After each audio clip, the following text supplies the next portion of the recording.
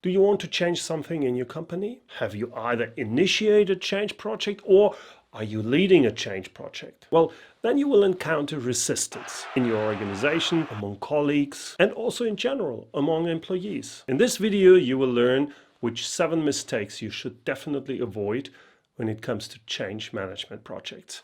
Stay tuned. What is successful today doesn't automatically mean that it promises success in the future. That's why all companies have to deal with change. And it's not easy. Even if an organization acknowledges that something has to change, it's still difficult for most of the people to deal with it. Fyodor Mikhailovich Dostoevsky was spot on when he said, "Change is what people fear most." Here are 7 common mistakes to avoid resistance when you are in charge for a change project. First, establishing identification among employees. In most change processes, people think that the number 1 goal should be to get all employees to identify with the change project. They should identify with the change. Identification.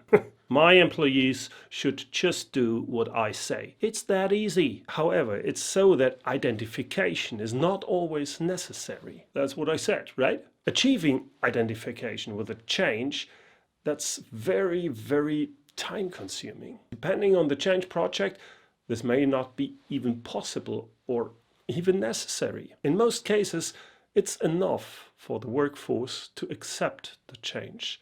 And sometimes it's even enough if you get the employees to tolerate the change process. Good evening, everyone. I'm sorry to inform you today that we have to part ways with some employees in the course of our current change project. How should one identify with this? In this case, it makes more sense and is more realistic for the manager to achieve acceptance for it. Of course, the remaining employees don't think this step is great. Who identifies with it when their colleagues or themselves are to be fired? But accepting it as a bitter necessity that this step is necessary, that can be a meaningful goal. Oh dear, that's pretty tough. I understand that it's necessary to cut down the stuff, but I cannot stand behind that. I'm just curious to see if they let them go in a respectable way. Second, the goals and benefits of the change project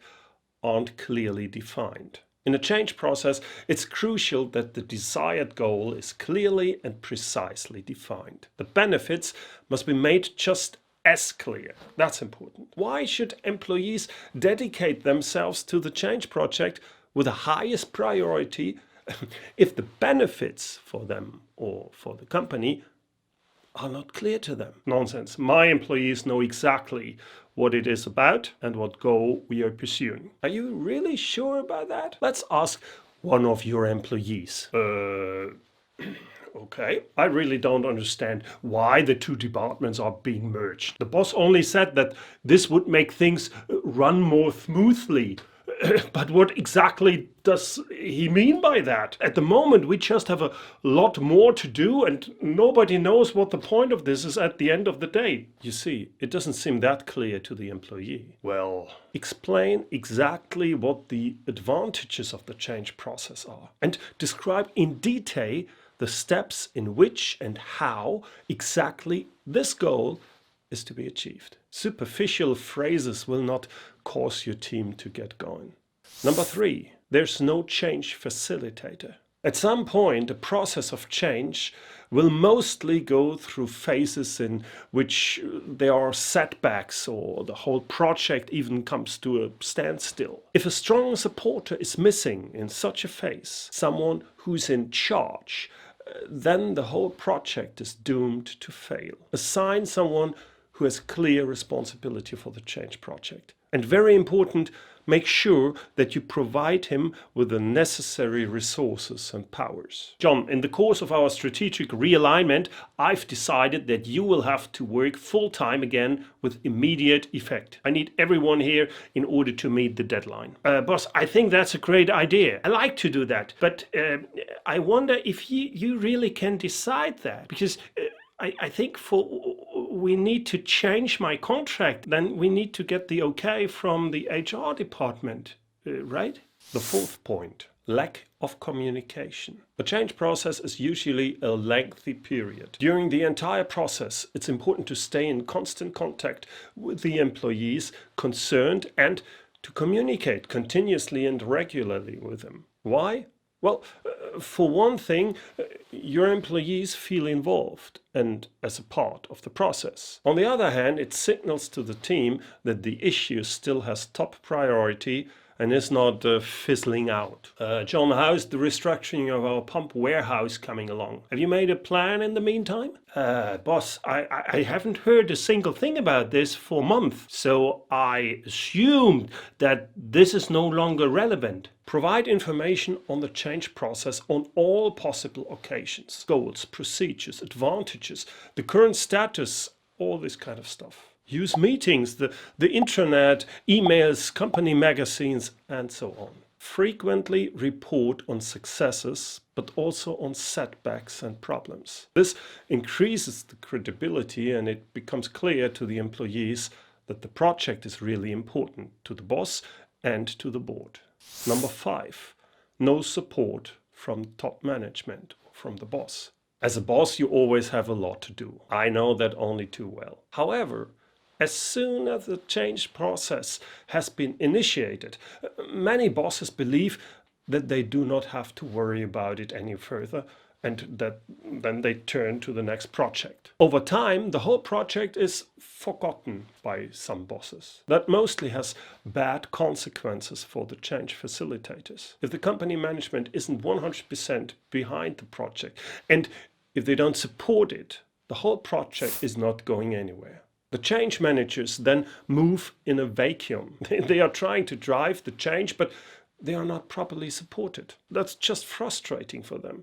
But it can even lead the concerned managers to develop resistance to the project themselves. And then, at the latest, you can totally forget about the project. Number 6, ignoring worries and concerns of the employees. Typical reactions of employees to change processes are fear and reactance. Fear because the employees are wondering what will happen to me, to my position, to my role. And they also fear of not being up to the new challenge, possibly. Reactance means unwillingness, resistance, and defiance. The classic statement is, we've always done it that way. That doesn't have to be changed. But the important thing here about this is that it's completely normal. When it comes to changes, people always think about the danger first and not about the opportunities. It's important to take these fears and feelings of powerlessness on the part of the employees seriously. Seriously in order to counter them. Otherwise, they take on a life of its own. They are contagious. Like it or not, people will talk. And the longer that goes on, the worse people will picture the situation. Have you heard about that our entire department is supposed to be fired? I've even heard they closed the whole company. Communicate openly, honestly, and in detail. Address the worries and fears of the workforce. Then you have a good chance that these emotions will not spread uncontrollably and intensify. Number 7. Acknowledge partial successes. Visible progress is essential to motivate everyone involved. It must be clear to all employees what the purpose and benefits of the projects are, and not just at the end, but also during the process. Therefore, acknowledge and communicate important partial successes. Has a milestone been reached? Share it. This can be the completion of a construction phase or a successful first test of a prototype. Well guys, I've just sent you an email including the invitation to our first brainstorming meeting. An important step on the way to more efficient pump production. Woohoo! Let's celebrate!